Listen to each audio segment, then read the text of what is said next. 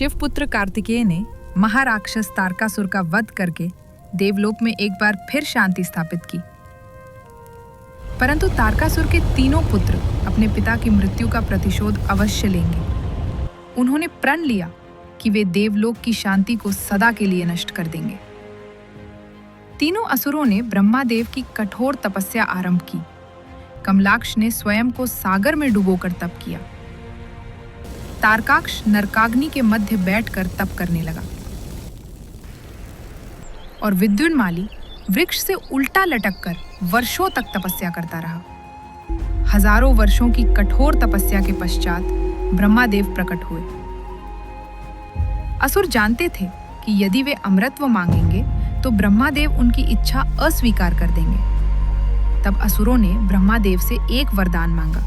स्वर्गलोक, भूलोक और पाताल लोक में हमारे राज्य का विनाश कोई भी देवता भगवान शंकर के सिवाय नहीं कर सकता। हमारे राज्य का विनाश केवल एक ही बाण से हो सकता है, स्वयं भगवान शंकर द्वारा चलाया गया एक बाण।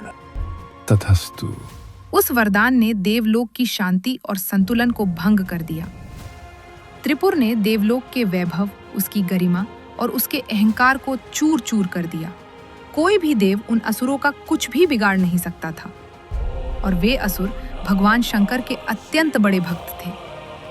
देवताओं को विश्वास था कि भगवान शंकर अपने भक्तों के विरुद्ध कभी कोई कदम नहीं उठाएंगे। असहाय होकर देवताओं ने भगवान विष्णु से सहायता की प्रार्थना की। प्रभु, देवलोक अपना वैभव खो रहा है।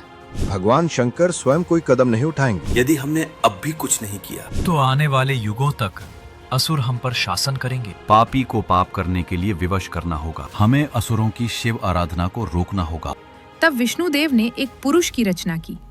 एक ऐसा पुरुष जिसके अस्तित्व का उद्देश्य ही असुरों की श्रद्धा को भ्रष्ट करना था। उसे तीनों असुरों को भ्रमित करने और उनके मन को बदलने के लिए भेजा गया। क्या फायदा इस श्रद्धा का, क्या फायदा इस शिव भक्ति का। यह असुर सेना इतनी शक्तिशाली है कि देवताओं को छोड़िए कोई भी इन्हें पराजित नहीं कर सकता। अगर किसी की पूजा ही करनी है तो स्वयं की पूजा कीजिए। और असुर एक बार फिर अपने वास्तविक स्वभाव में लौट आए। शिव भक्ति पूर्णतः समाप्त हो गई। तब देवताओं ने भगवान शिव को समझाया कि अब समय आ गया है कि वे हस्तक्षेप करें। ये कार्य केवल एक युद्ध नहीं बल्कि ब्रह्मांडीय महत्व का दायित्व था। असफलता कोई विकल्प नहीं थी।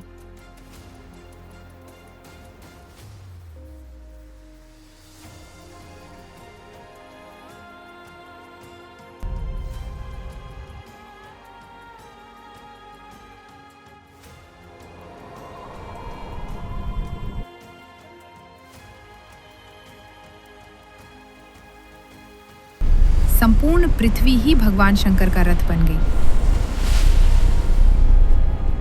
स्वयं ब्रह्मादेव सारथी बनने आए।